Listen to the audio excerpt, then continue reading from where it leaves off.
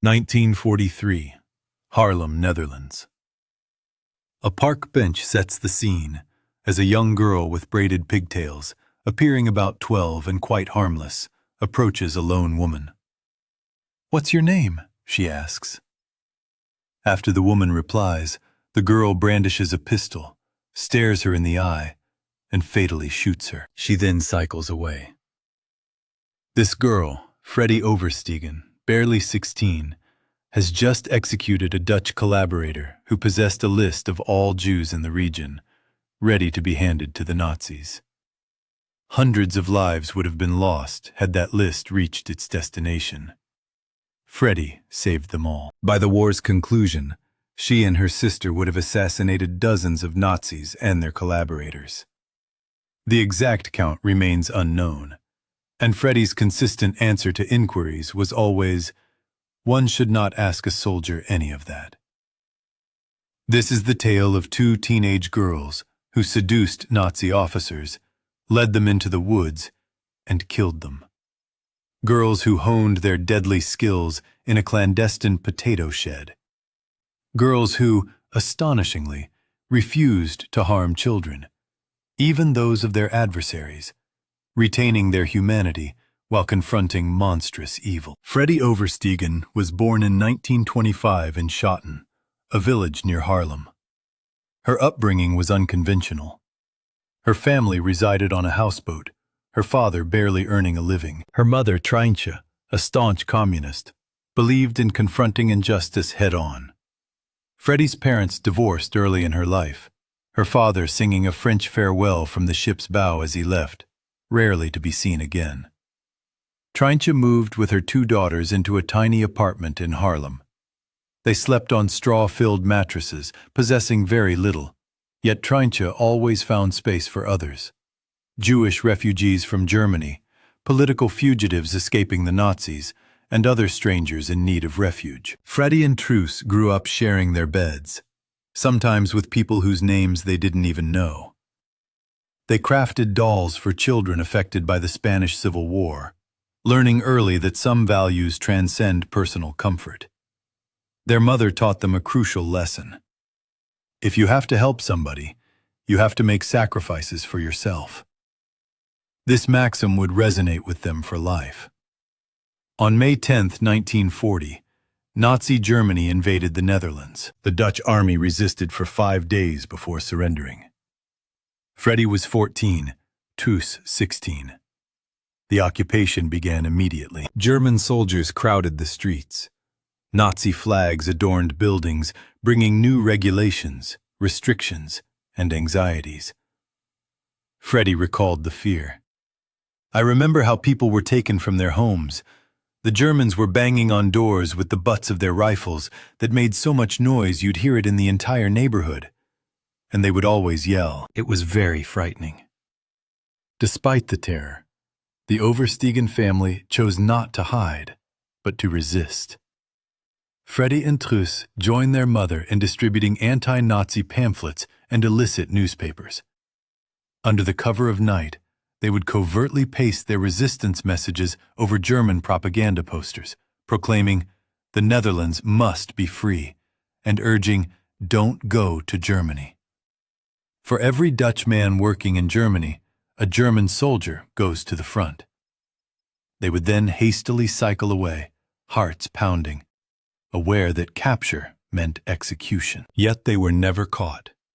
Who would suspect two young girls on bicycles? Their clandestine activities did not go unnoticed. In 1941, a man named Frans van der Wiel arrived at their door.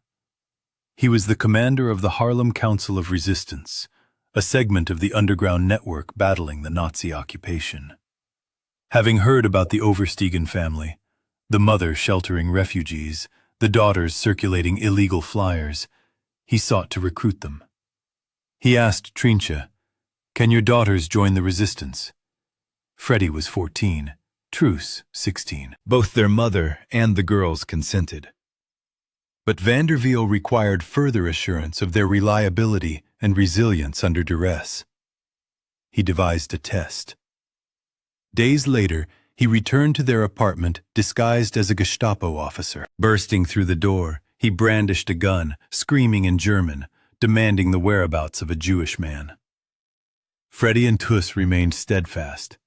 They divulged no names. Instead, they fought back, kicking and hitting the man they believed to be a Nazi, refusing to betray anyone, even if it meant their own deaths. Vanderveel ceased his deception, revealing his true identity. They had passed. He then elucidated the true implications of joining the resistance. "You'll learn to sabotage bridges and railway lines." He paused, adding, "And you'll learn to shoot Nazis." Truus glanced at her younger sister. Freddie, with a grin, retorted, "Well, that's something I've never done before." Their mother offered one final piece of advice before they left. Always stay human. The Oversteegen sisters were transported to an underground potato shed. In the subterranean darkness, they learned to handle a weapon, to aim, to remain composed, and to kill. Their initial mission was not assassination, but arson.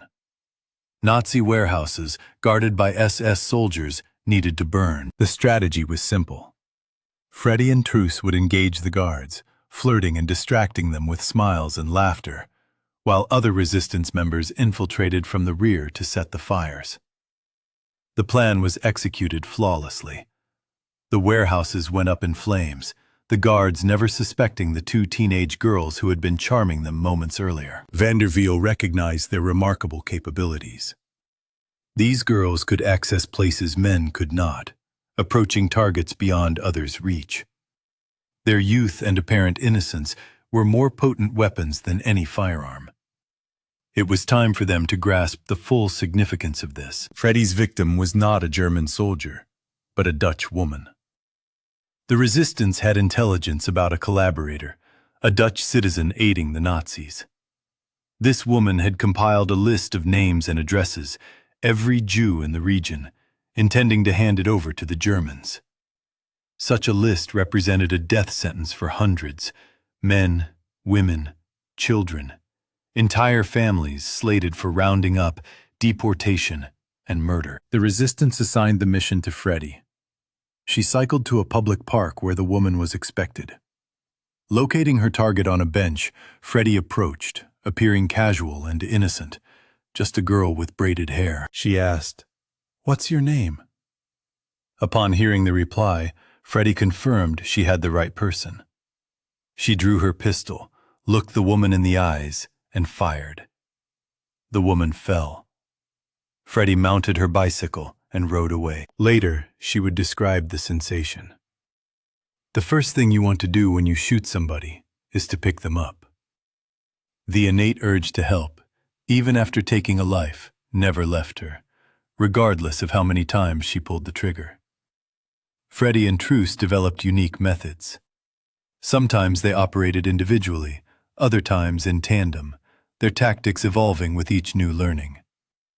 For targets in the forest, their approach involved bars and taverns frequented by German officers. One sister would enter alone, engage an officer in conversation, laugh at his jokes, touch his arm, and lean in intimately. Then she'd pose the question, "Would you like to go for a stroll in the woods?" The officer invariably agreed.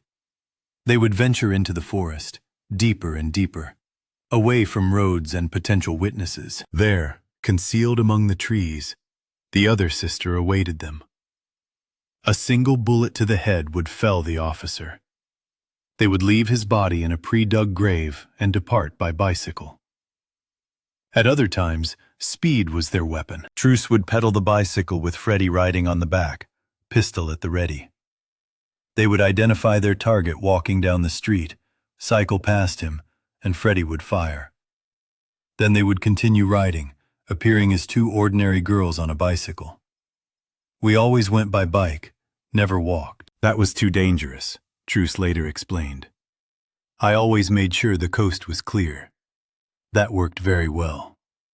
For targets at home, they would sometimes follow them, learn their address and routine, then knock on the door. When the man opened it, he would see a young girl, innocent and harmless. By the time he recognized the danger, it was too late.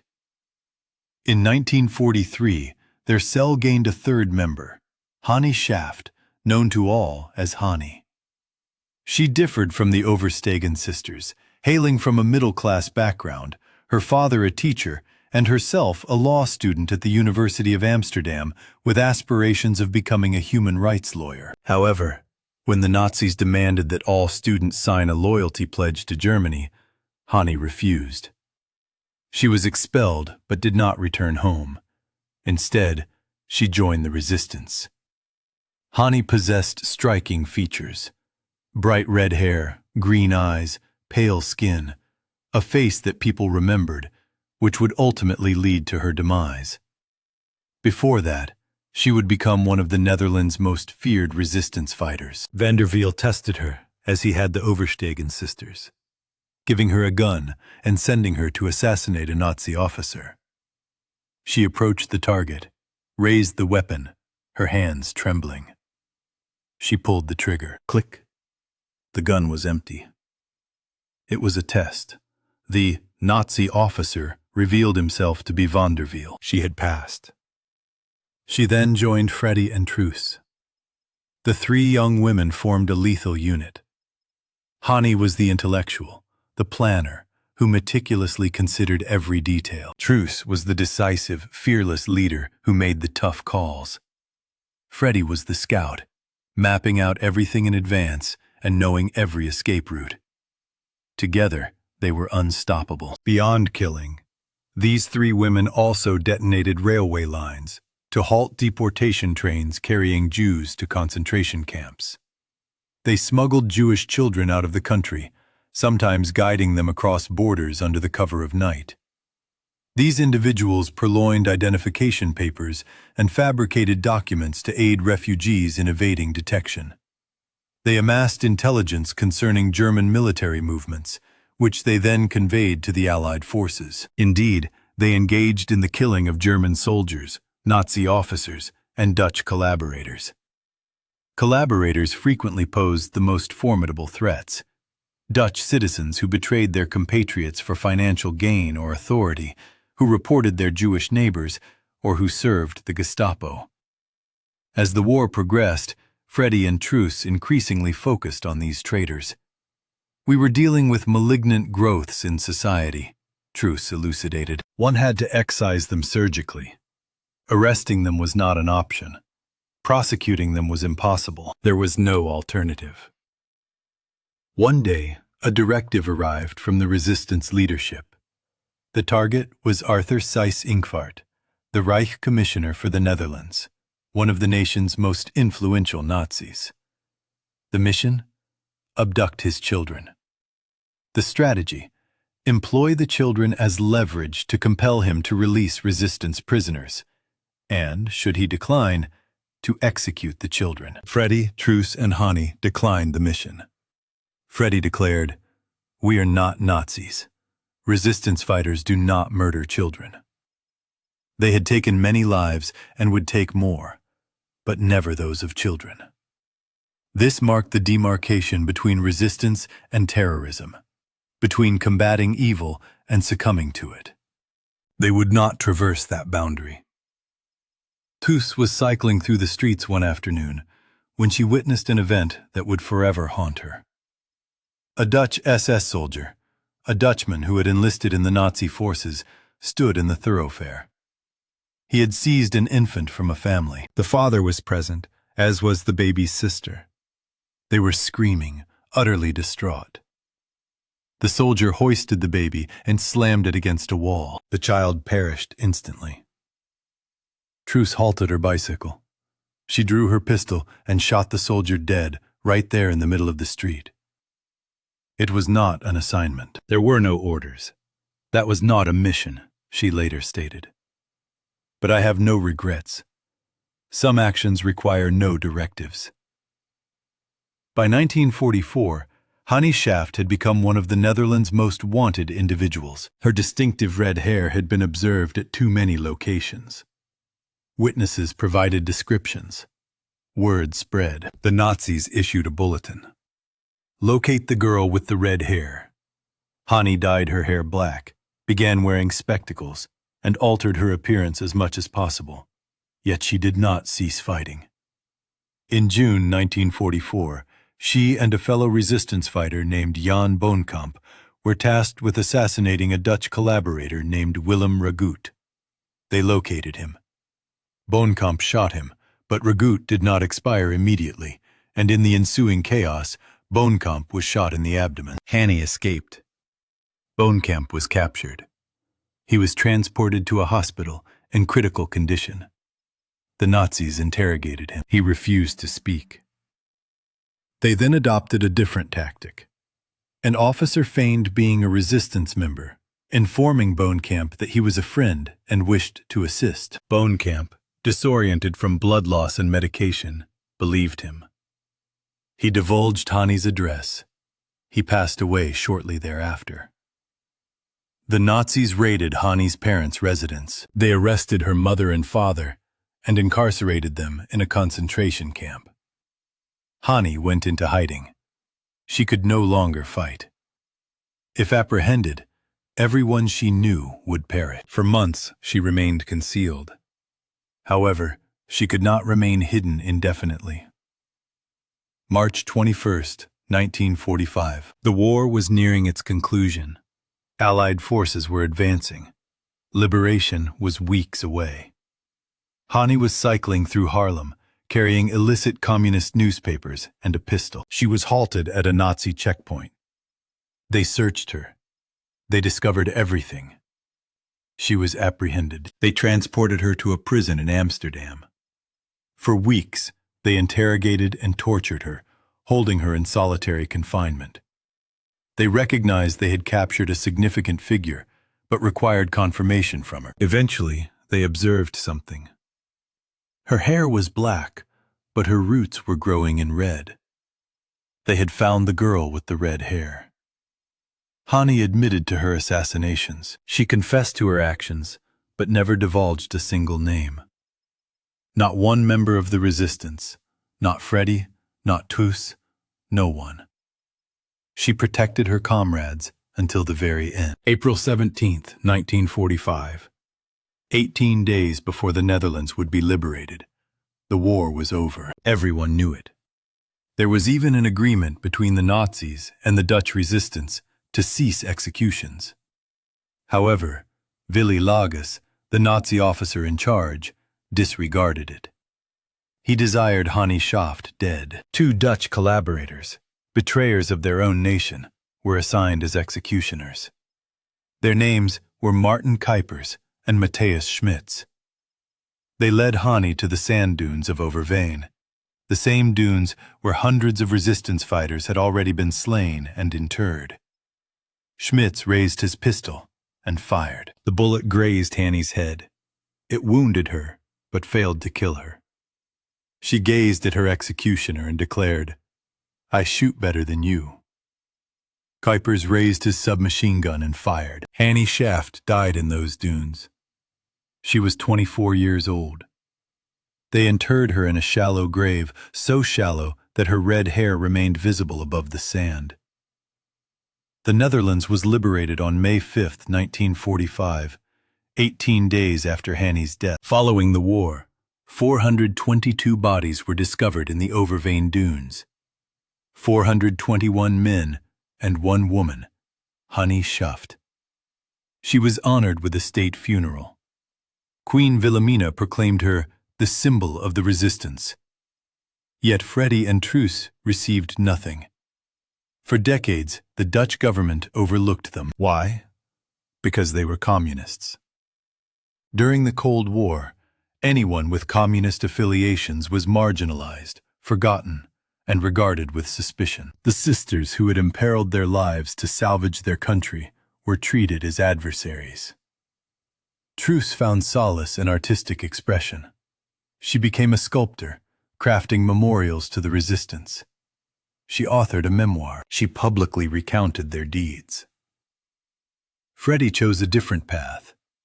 "I coped by marrying and having children," she stated. She wed a man named Jan Dekker, bore 3 children, and endeavored to construct a normal existence. Yet the past never released its grip. She suffered from insomnia, accompanied by sudden nightmares. Annually, on May 4th, Remembrance Day in the Netherlands, she awoke with a sense of dread. When queried about the number of individuals she had killed, she consistently provided the same response. One should not ask a soldier any of that. She never disclosed the figure, nor did Truus. Some burdens one carries alone. For nearly 70 years, Freddie and Truus waited.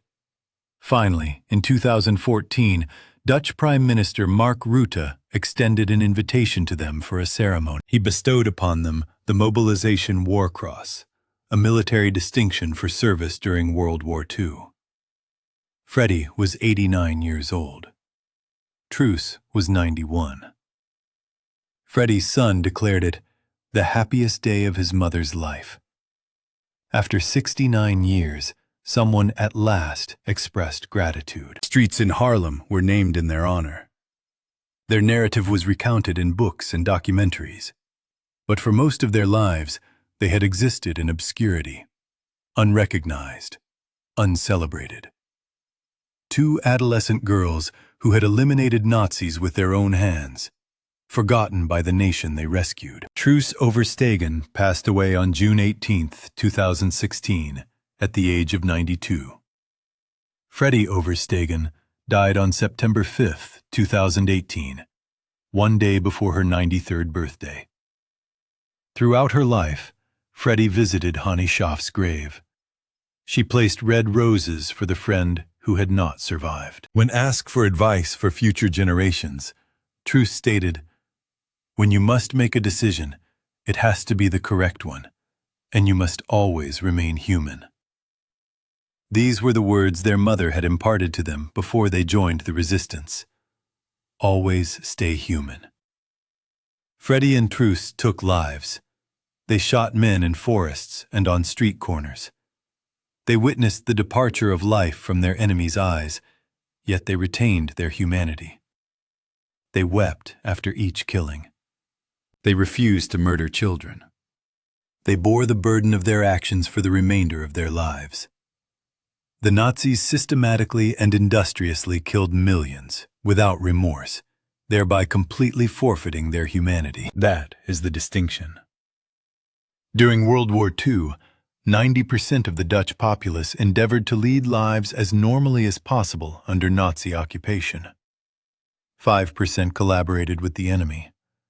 5% joined the resistance. Of that 5%, only a mere handful of women took up arms, and even fewer engaged in killing with their own hands. Freddie Oversteegen was one of them, a 14-year-old girl with braided pigtails and a pistol concealed in her bicycle basket. She was not a cinematic hero. There was no dramatic score, no slow-motion sequences, no Hollywood finale. Merely a teenage girl who resolved that some causes are worth killing for, and some causes are worth dying for. The three of them, Freddie, Truus, and Hannie, are believed to have eliminated dozens of Nazis and Dutch collaborators. Some estimates suggest the number exceeded 100. Freddie lived to be 92 years old. She never disclosed the number of Nazis she eliminated, and she never expressed remorse for any of those actions.